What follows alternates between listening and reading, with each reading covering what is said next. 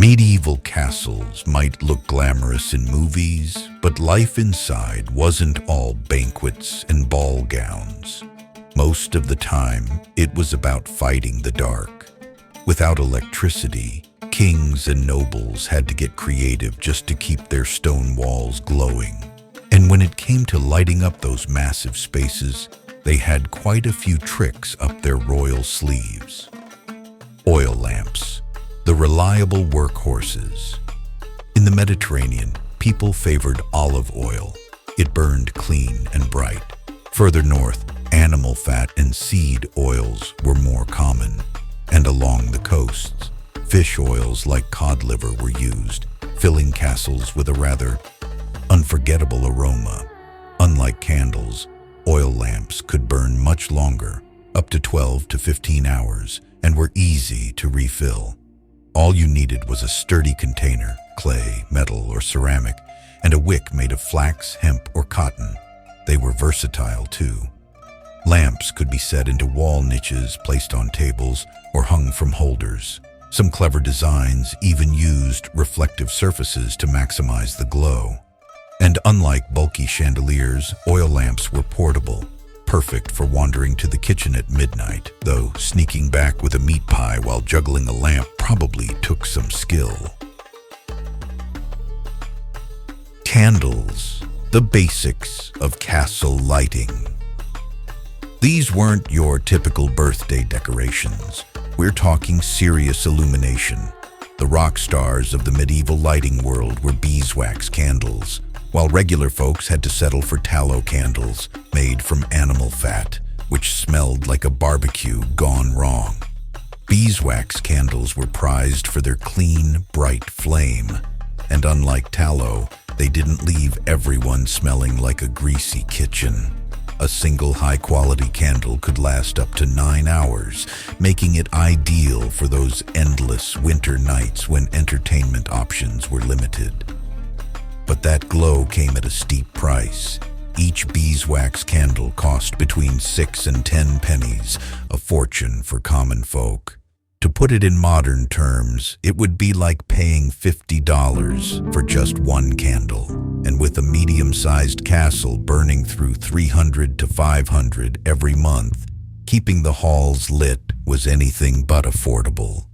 The real showstoppers were the chandeliers, huge wooden or iron contraptions dripping with candles, like a medieval disco ball. During big feasts, hundreds were lit, turning the hall into something like Times Square for medieval eyes. Candles weren't just practical, they were a flex. The more candles you could afford, the richer you looked. Kings deliberately lit their halls with hundreds of beeswax candles just to show off.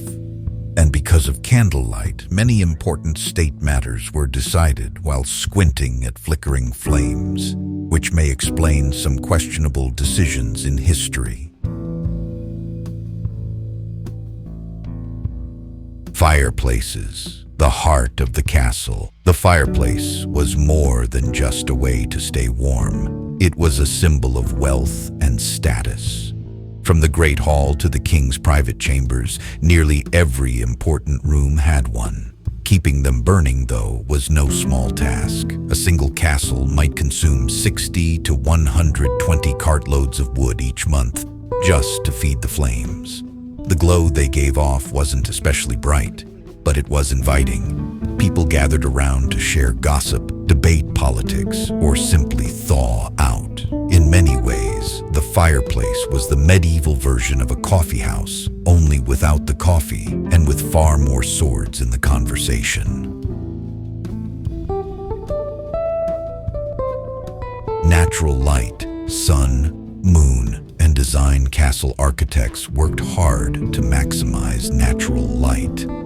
Narrow windows doubled as arrow slits, but were angled to let in sunlight. Great halls often had large arched windows facing east or south. Courtyards acted like solar farms, gathering people into sunny spaces for daily activity. Even moonlight played a role. Guards loved full moons, since it helped them patrol without waving torches like beacons. Clever kings sometimes scheduled moonlit diplomacy, though documents signed by moonlight may have ended up with some interesting squiggles. Torches, drama and fire. Now for the rock stars. Torches. These weren't just sticks set on fire. They were carefully crafted from pine or fir, soaked in tree resin to burn longer, even in wind or rain. A castle could burn through 1,000 to 2,400 pounds of wood per month just for torches. They came in three main styles: handheld torches, like flashlights, wall-mounted ones, like medieval streetlights, massive torch stands for courtyards and great halls. A torch typically burned 1 to 2 hours, or up to 4 with resin treatment, enough for a feast, a patrol, or maybe a midnight jester hunt in the wine cellar.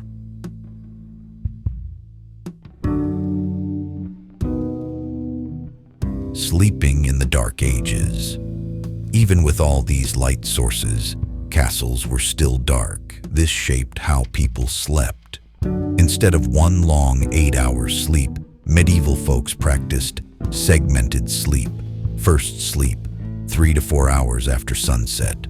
Wakeful period, 1 to 2 hours, used for reading, praying, secret meetings, or snacks. Second sleep, another 3 to 4 hours until morning. This was normal across all classes, from peasants to kings, and helped fill the long, dark winter nights.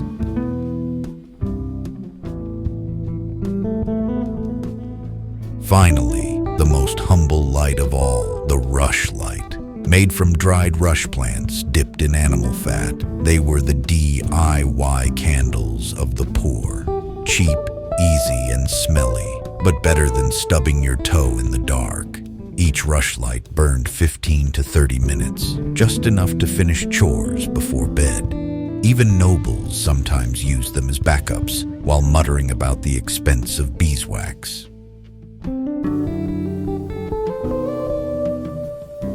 From luxurious beeswax chandeliers to smoky fish oil lamps, flickering torches, and humble rushlights, medieval castles glowed with a patchwork of light sources.